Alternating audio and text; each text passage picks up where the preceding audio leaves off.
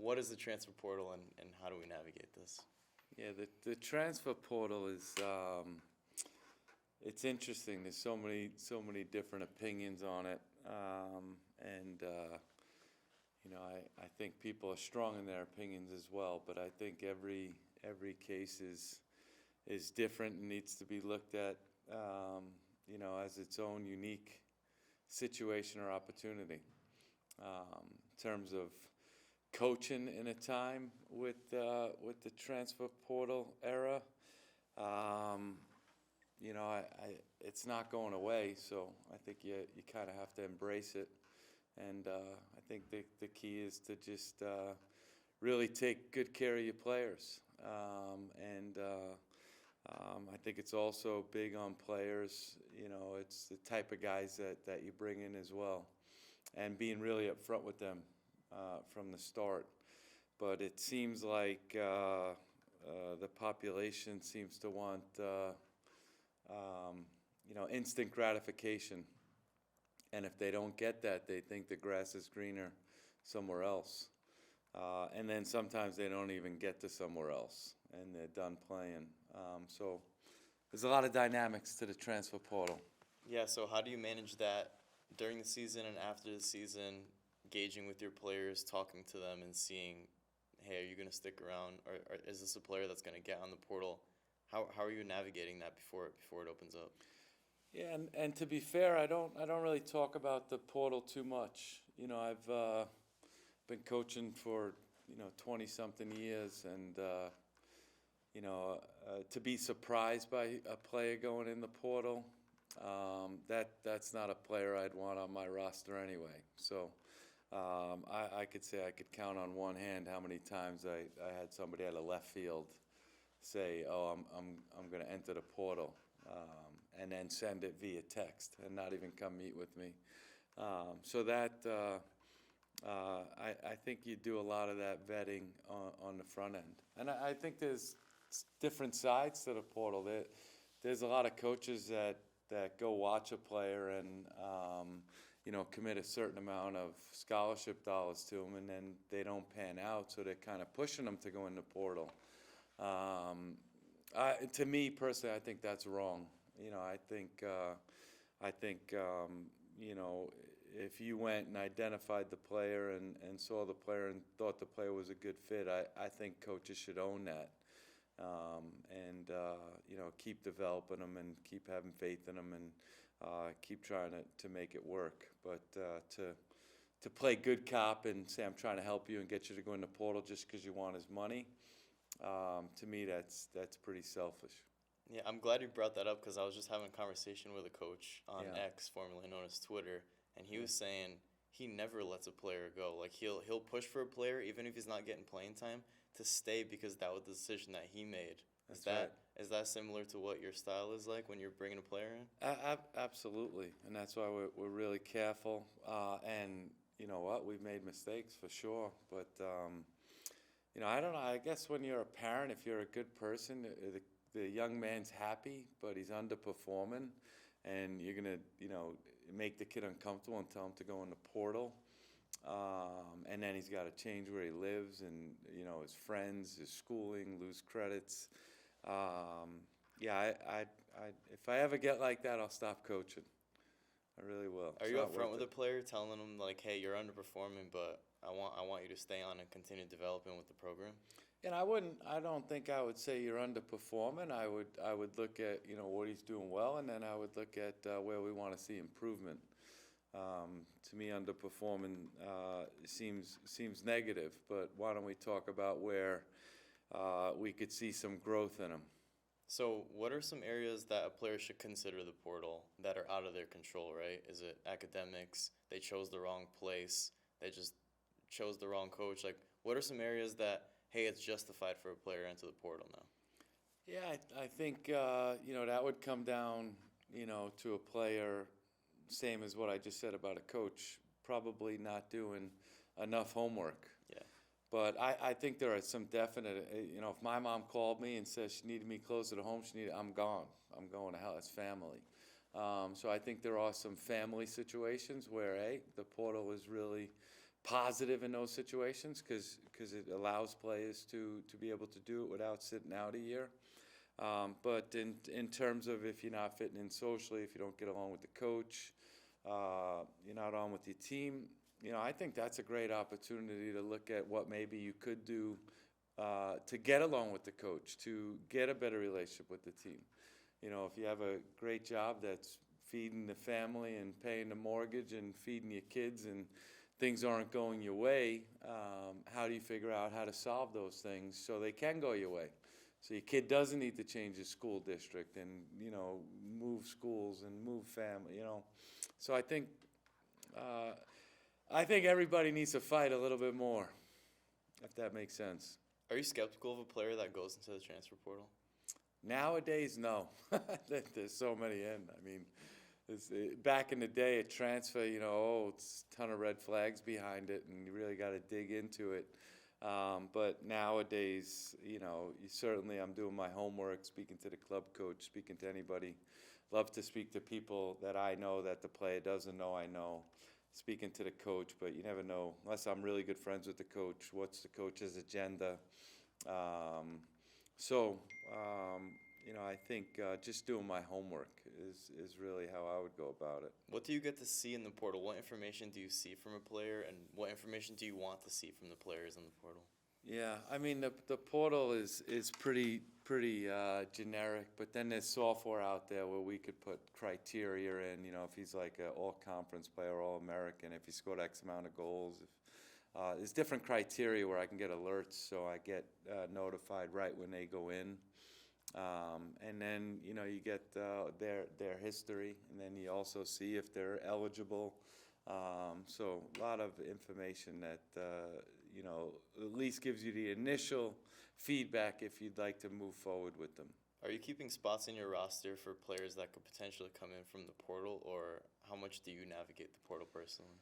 Yeah, I think it's good. It's good to keep some spots available for the portal. But right now, where we're at, we have really good prospects that we're still doing a lot of homework on, which I'd rather move in the direction of bringing those guys in. But the reality is one player that just went in the portal that I knew beforehand that I love. So. If we can work it out with him, then that would be a great situation. So is there a case where you might have maybe went to an ID camp, you might have had a connection with a coach before getting into college, and then you want to get onto the portal, maintain that relationship, and then go and play for that coach later on? Have you seen cases like that? I've seen it for sure, and I think you get a lot of that. Well, we recruited you on the front end, but they chose another school, and then they'll reach back out to you because they know we already like them because we recruited them on the front end. So I think that's common for players to go in that regard.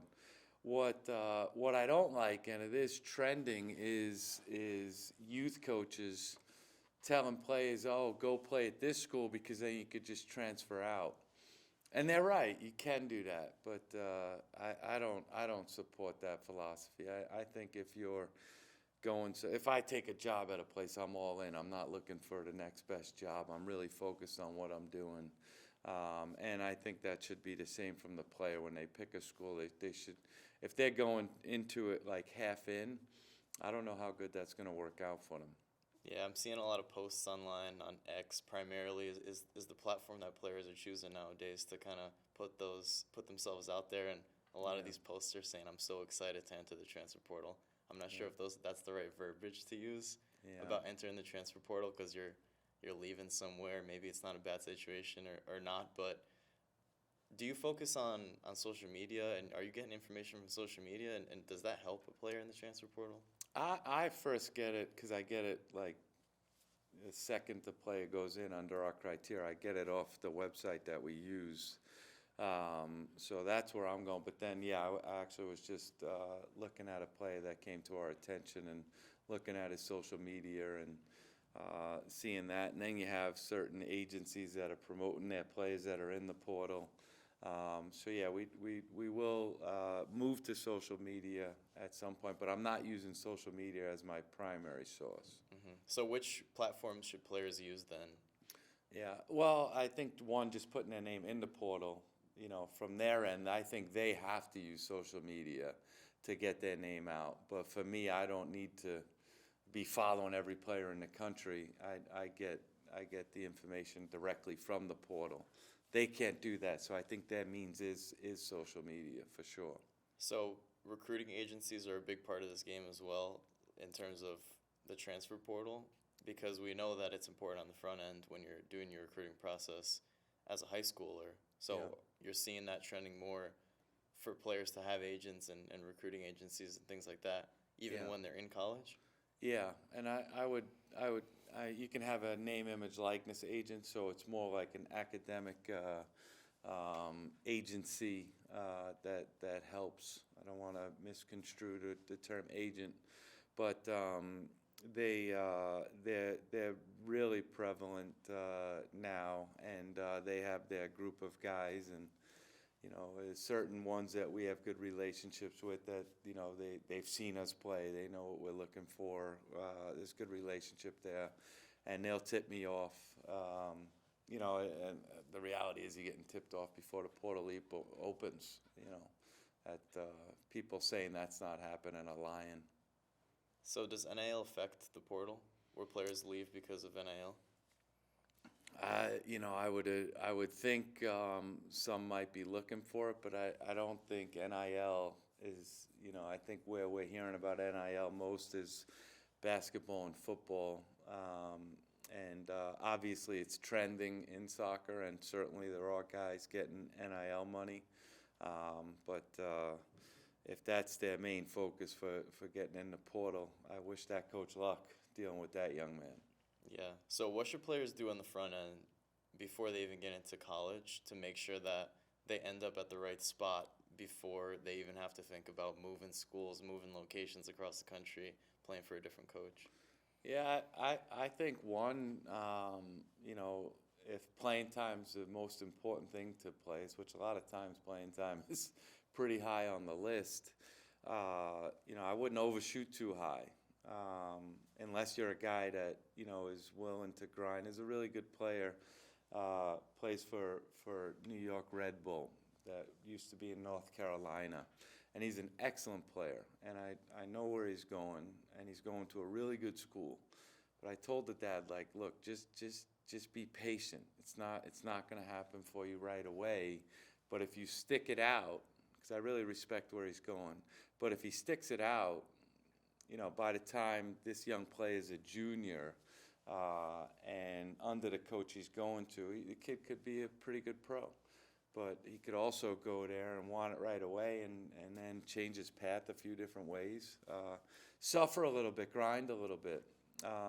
So know what you're getting into. And, if you say, hey, look, I'm never going to be happy anywhere unless I'm on the field, then I would undershoot a little bit and make sure it's a place you can contribute in that regard. But the reality is, for freshmen, it's difficult. For everybody, it's difficult to get on the field at a good level. So that piece is key. But I'd also make sure that you really like Grand Canyon. You see yourself at Grand Canyon, and then the ability to play soccer is awesome too. Then there's no chance you'll want to leave because you love the place. Socially, you love what it does for you academically, you love the culture there, you've seen the team play, you fit in. If you're a 6'5" guy that's good at flicking the ball on and really good at like aerial stuff as a 9, and you're not good with your back to goal, then I would say you're never going to be happy at Grand Canyon. So understand your qualities as a player and understand the characteristics of the team that you're going to, and make sure there's a good fit there.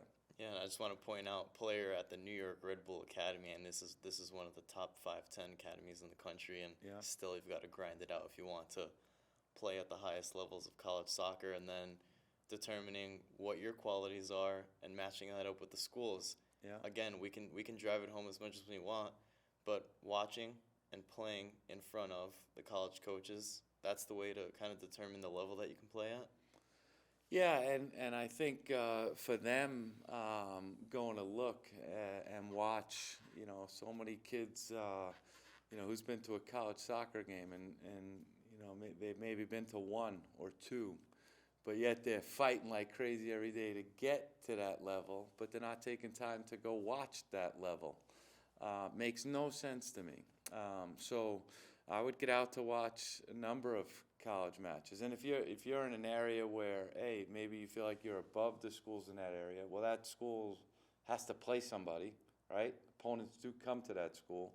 So maybe you're going to watch the opponent play because the opponent's a really high level.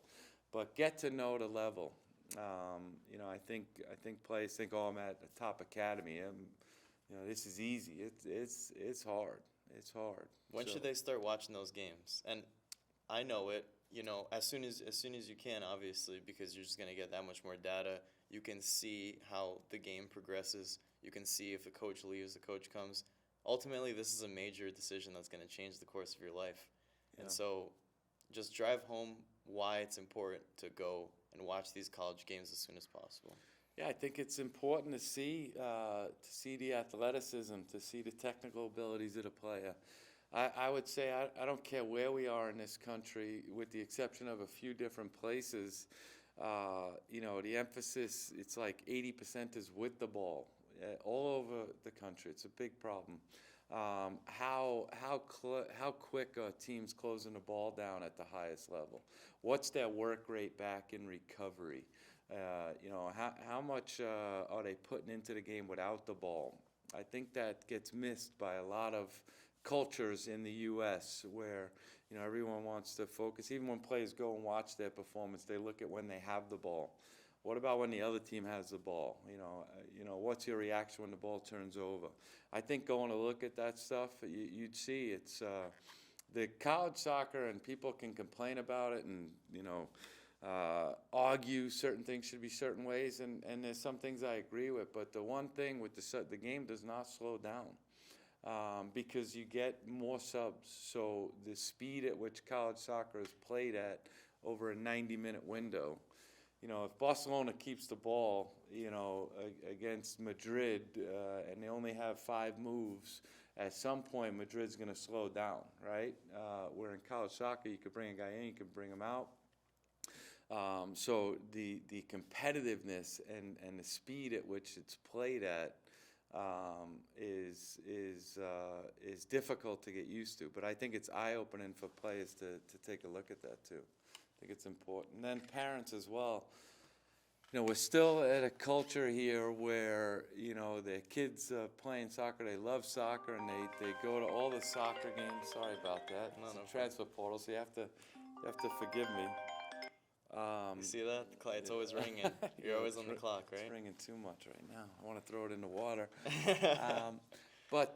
So they're all about their kid playing college soccer, and they drive all over the country to go watch his games, and then they get in the car and go watch a football game or a basketball game, rather than taking them to a college soccer game, or just because that's what they enjoy. So I think to get in the culture for us to go out and go watch the game at higher levels still is not where it needs to be in this country. Yeah, I think that's going to be really important going forward in college soccer. So now that a player has watched the games, they understand the level, where can they go to gauge their level and understand, okay, this is probably where I'm reaching a little bit, this is probably the level that I'm at, Yeah. and then this is probably where I'm undershooting. Where are some opportunities that they can go and see that for themselves on the field? Yeah, I think first I would do a lot of homework, a real deep dive into the roster and look, if there's a first team all Mid-Atlantic ECNL guy on that team, and there's a few, and you're that means there's a bunch of coaches that feel like you're similar to that player. It's not just your own coach's opinion. So that's one. I also think at a young age, I wouldn't wait till your junior year or senior year, but I would get out to an ID camp where there's a bunch of coaches, because certainly when a coach tells you you're at that level and communicates that to you, that's probably the best feedback you could get, right?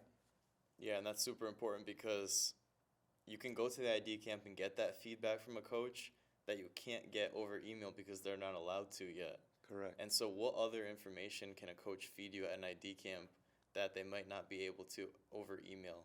Yeah, and now there are rules. We're not so kids don't get discouraged.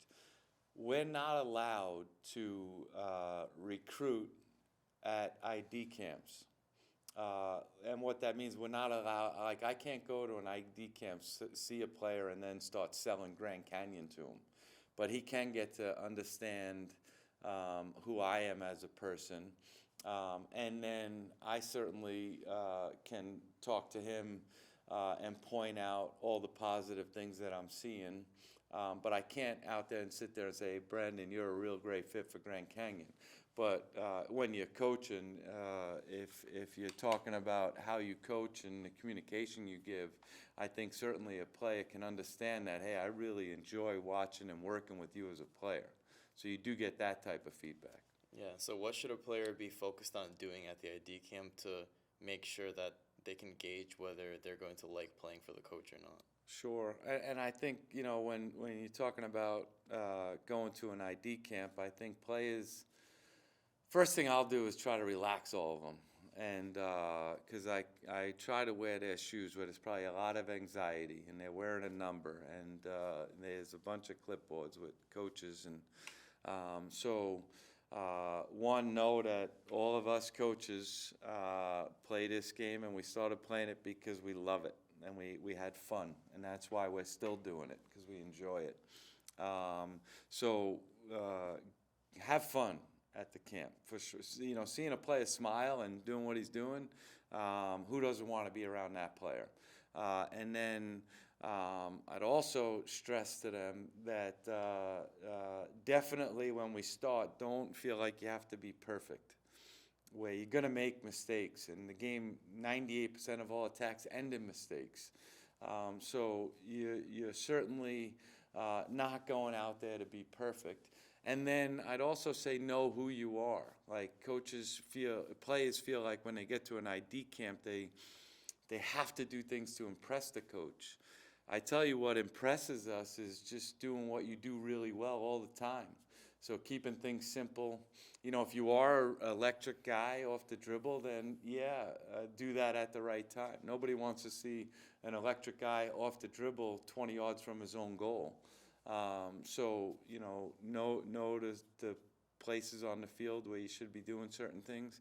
But I would keep it as simple as possible on the field. Just to drive it home and connect it to how the portal's going, a player that you might see at an ID camp that might later go onto the portal, have you ever seen a case like that where you maintain that relationship, or you remember a player from a camp and then say, oh, this is a player I want to help out, this is a player I want to recruit? Have you ever seen that example? For sure. Now, we're not permitted to maintain the relationship while they're somewhere else.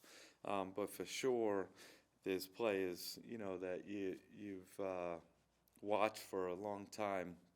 And if you're in this business, I think you're paying attention to how players are doing and how teams are doing.